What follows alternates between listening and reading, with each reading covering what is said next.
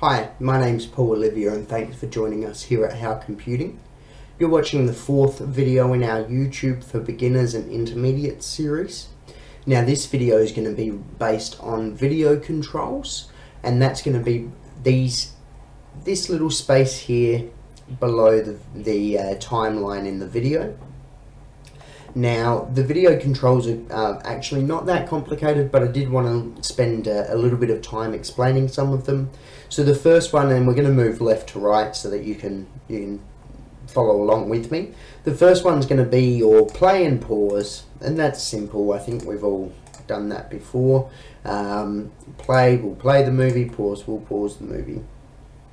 The next one is a next button. Now that's actually going to take you to the up next video, which we discussed in the last video of this series. And again, that will be very good for if you're watching this series at the moment and you know the content, so you want to skip to the next video. By clicking next, it should come up with the next video there. Now moving along, hovering only. So hovering means to put the mouse on but not to click. So hovering only over the volume or the speaker icon, I would say, that's going to be your volume bar. So you can see that as you hover over, it brings up the volume bar. If you now move the mouse over to the volume, you can click and drag, or you can just click, and that will bring the volume down or the volume up. Now that's the volume only on YouTube. So if you are watching or listening to something else on your computer, it will not affect that volume. It's only for YouTube, and generally it will stay there for the next video as well. Now, actually clicking on the speaker itself, that's going to mute the video, and you can tell that by the little speaker button and the X. Now, if you've ever got no sound on YouTube, that would be the first thing I would check. I've had a lot of time where I've been unplugging speakers and going into Windows settings and this and that, and then I realize, oh, I've got YouTube on mute. So clicking it again will unmute it and take it back to the level it was up to. Now the next thing is going to be your timer. So as you move through the video, that will keep track of the time, and it shows you the length of the video as well. And then we've got a wide space there. The very next button is the watch later button.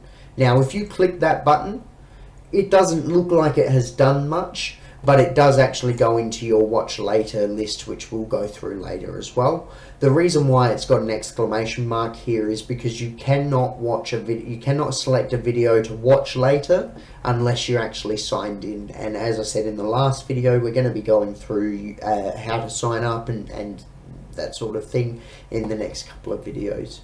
Now moving along, you've got your subtitles and your closed captions. Now I will get around to putting subtitles on all of my videos. It is the creator's choice whether they have subtitles or not, but clicking that will allow the titles to come up down the bottom here. Then you have the settings, and the settings, they seem a little bit complicated to begin with. Autoplay, so this does the same thing as over here. So you can see, you can click it, and again that could be a little bit confusing. So the darker grey one is the one that's not selected, and then the lighter white one there is the one that is selected. And with the autoplay, you can, if you click on, then you have the on, and you can see it's switched over here to be on as well. The next one is annotations. So a creator can leave annotations on the video to help explain things that weren't explained during the filming, and you can select to have them either on or off. I generally recommend that you have them on unless they're really sort of troubling you. The next one is your speed, so you can actually speed this up or slow it down, and that can be helpful. There's not a lot of situations that's helpful unless you want to have a bit of a laugh at people's slow or fast voices. Then you've got your subtitles, which will be here. And then you've also got your quality. So this is actually quite important, the quality, and this is probably one of the most important settings that YouTube have. Now you can see the quality of it is in relation to how many pixels are on a screen, and if that means nothing to you, that's fine. it doesn't mean a lot to other people. But the bottom line here is that the lower the number is, the lower the quality. And you might ask yourself, why would I ever want anything but the best quality? And you can even see here that YouTube's auto-selected a middle quality for me. Now, the reason you would want to have a lower quality video is if you've got a slower internet connection. So if you're operating on some of the lower broadbands, or you're operating on a slower ADSL connection, and you're having issues where the video is stopping and starting and stopping and starting, you watch 5 seconds of video, it waits 10 seconds, and then you get to watch another 5, and then it waits 10 seconds. That's not an enjoyable experience for anyone. So you can actually sacrifice a bit of the quality to actually make it go a little bit a little bit faster as well. And you can see that as you sort of move through, the quality of the video, if you bring it right down to the lowest quality, unless you're actually watching this video right now, because we're watching a video inside of a video, which can get a little bit confusing, but if you select the lowest quality, it's not working at all. But you can see how blurry that's gone now, and that's because it's obviously a lower quality. And then you can select a higher quality or a HD quality, and it'll take a little while to start again, but you'll see in a moment when it does start that that's going to be a much higher quality and much crystal clear. Now, it does depend on what the creator uploaded it in. So the creator may have uploaded it in a very bad quality themselves, in which case you're never going to be able to get a higher quality. So with a higher quality video, you can always get a lower quality to make it a bit faster to load, and then but with a lower quality video, there's nothing you can do to make it higher quality. And you can see that's actually taking a long time to load. That's because I'm currently uploading videos as well to YouTube on the laptop. But we'll let that sit there for a little bit. Now, okay, so it's going to take off and go. So you can see it's much more crystal clear now.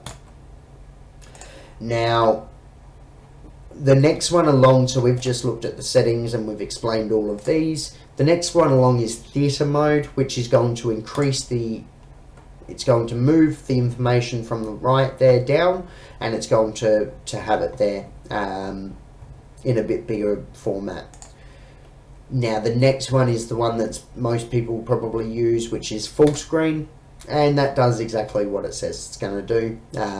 You may have this pop up, you may not, but ultimately that's going to be your full screen option there. And to get back to the smaller screen, you just select the same option, which is now changed to exit full screen. And you can see that they changed they changed the symbol there. So that one looks like it's bringing the screen in. That one looks like it's enlarging the screen. So that's the basic YouTube video controls. Again, they're not that complicated. But they can be hard it can be hard to understand if no one's explained it to you already. Now, if any of these things are too complicated to understand, don't hesitate to leave a comment below or contact through other methods that we'll leave below as well. And we can make a video to explain it a bit better for you. Other than that, that's all we've got for now. Please do join us on the next video, which is going to be explaining how to set up a YouTube account. So, thank you very much, and